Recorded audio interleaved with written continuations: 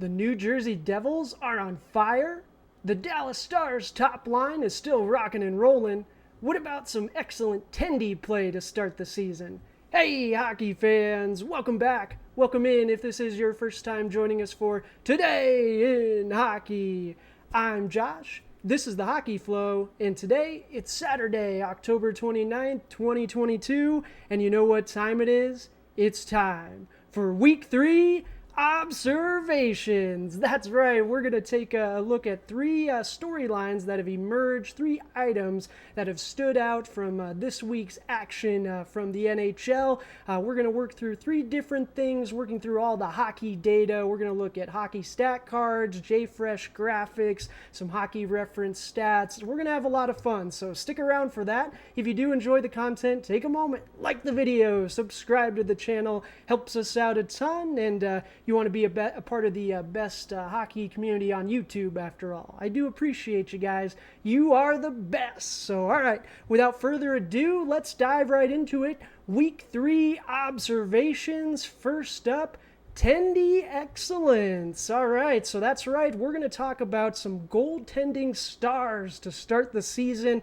4 Tendys in particular have stood out. They have caught my eye, and the numbers, they also support us in this. So let's walk through. We're going to talk about Jake Oettinger of the Dallas Stars, Carter Hart of the Philadelphia Flyers, Ilya Sorokin of the New York Islanders, and Logan Thompson of the Vegas Golden Knights, because these 4 have been absolutely fantastic to start the season. Now, don't get me wrong, I did also want to include Stu Skinner. We do see him number 5 in goals saved above expected leaders chart there, but he has only played a few games so far. Going to play number 4 tonight in the Battle of Alberta. Let's go Oilers, baby. But he just hasn't played enough games yet. He's been fantastic, but the other 4, they have played at least 5 games. Actually, 3 of the 4 have played 6. So with that in mind, let's take a look at the numbers, because they are fantastic for these guys. So before we get started, big shout out to JFresh Hockey for these graphics and the stats.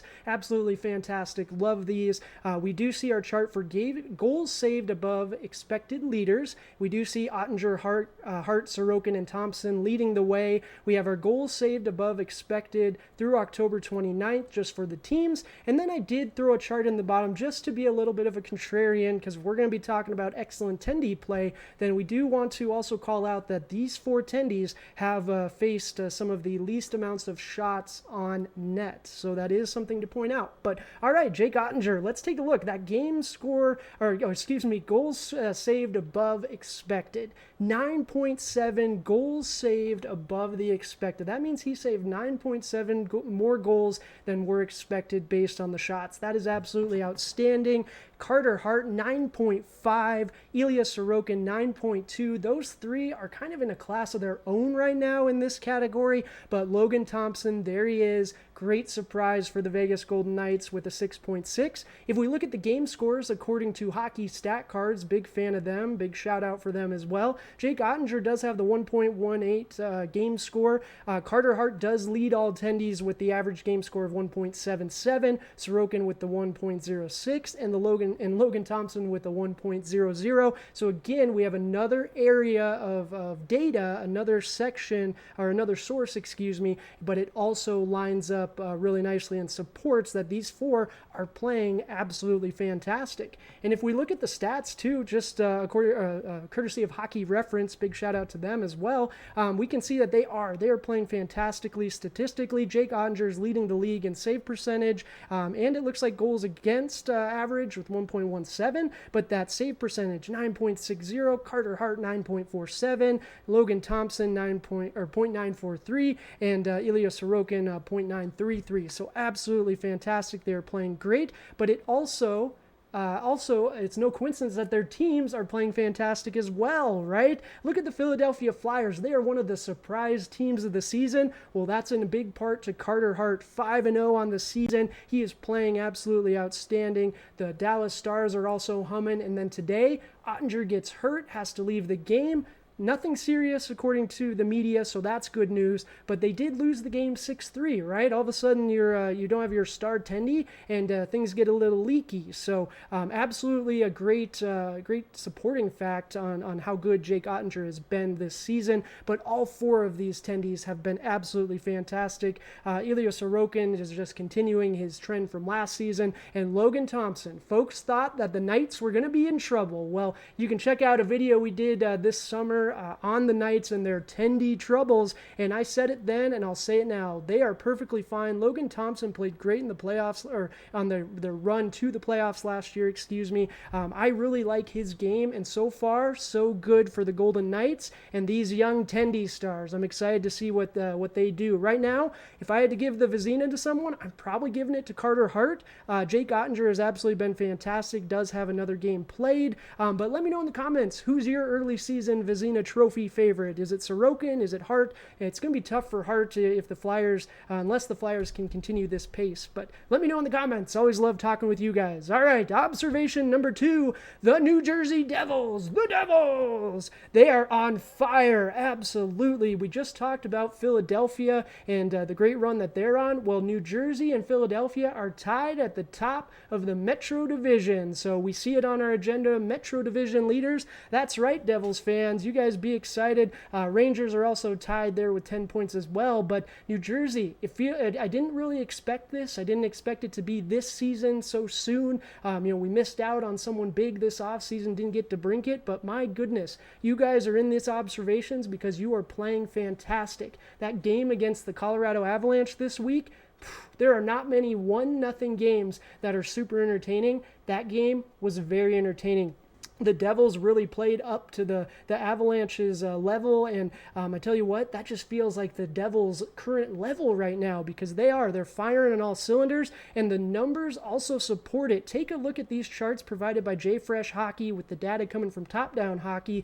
The Devils are first through October 29th in expected goals for per 60 and expected goals against per 60. They're absolutely firing on all cylinders right now. Now, with the Philadelphia Flyers, Carter Hart's been a big part of that, right? Well, with the New Jersey Devils, the Tendy spot has been more of a question. Yes, Vanacek played a lot better and played really well against the Avalanche, and he has been playing better of late, but he isn't showing up necessarily in the numbers. Those numbers we were just looking at, we didn't really see him showing up in those top 5, top 10, so they're going to need him to keep progressing, keep playing like this for the rest of the season, because he has had peaks and valleys to this young season. But for the Devils, it's been about the stars. These young stars that we're hoping evolve into superstars. Well, they're doing it right in front of our eyes, and it is a thing of beauty. Jesper Bratt, 3 goals, 10 assists, 13 points, but that game score. Right now, he leads every NHL player with an average game score of 2.27. That is absolutely fantastic.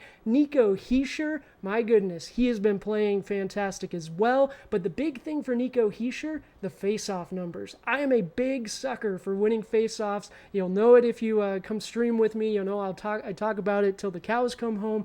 I am a sucker for someone that wins face-offs. Nico Hischier against, I believe it was against the Red Wings, was 16 for 17 in face-offs. He won 16 out of 17. That is absolutely fantastic. I want that in a first-line centerman, second-line centerman, however Lindy lines up everything. And then last but not least, Jack Hughes. Man, skill for days, can skate just so beautifully. It's amazing to watch him with the puck, and he's just continuing to grow and get better. Scores the game winner against Colorado. We see his numbers on the season: 3 goals, 3 assists, 6 points, 1.49 average game score. Did have a little bit of a valley there with the expected goals against one game, but other than that, he's been very solid defensively too, so that is absolutely great to see. And speaking of defense, we can't talk about defense without talking about John Marino, the acquisition from the Penguins. He has been absolutely fantastic, shows up in the nightly hockey stat card leaderboards. He is is another one. If I would have had more space, I absolutely would have included his as well, because he has been absolutely fantastic, and they're getting good play out of Dougie in the back line too. If they can just get rid of Severson, right, Devils fans? I kid. I'm actually kind of a fan of Severson. I get he's getting a little up there in age, and he's not what he used to be, but still. Are they a playoff team, though, this season? I thought people were a little crazy for suggesting that before the season started. Thought it was maybe just a little overreaction, excitement. But I tell you what, if they play like they're playing right now, absolutely. So let me know in the comments what you guys think. I'm very impressed. It's been a great start to the season for this young Devils team. Let's move on to the Dallas Stars. Want to talk about star power? Well, the Dallas Stars, they've got it. The Dallas Stars top line, my goodness, last year and now moving into this year has been absolutely fantastic, absolutely lethal. So last season, and these stats are courtesy of Money Puck, big shout out to them. Last season, the Pavelski, Hintz, Robertson line, 2021-2022, they played 791.1 minutes together, and they produced 43.3 expected goals for. Absolutely fantastic. That was good for second in the league, and by quite some margin. I think third was like 35 expected goals for.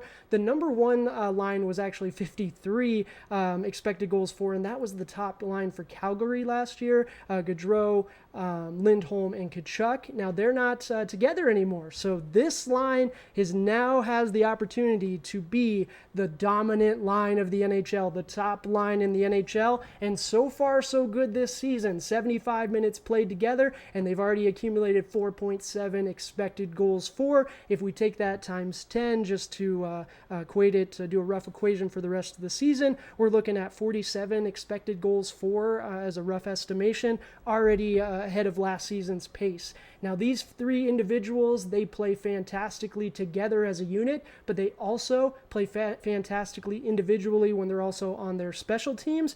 They really have done a wonderful job of being able to be consistent and really carrying this team. And now this season, they have Jake Ottinger on the back end, but you lose Klingberg. Heiskanen is an absolutely fantastic player and has had a great start to the season, but there are question marks about this team after that top line, right? So if we take a look at this chart provided to us by JFresh Hockey, again, big shout out to them, we do see that this top line is two-way dominant. They absolutely are a cut above the rest of this team, so that does always concern us, right? Well, Mason Marchment's done a nice job to start the season, has 4 goals already to start the year.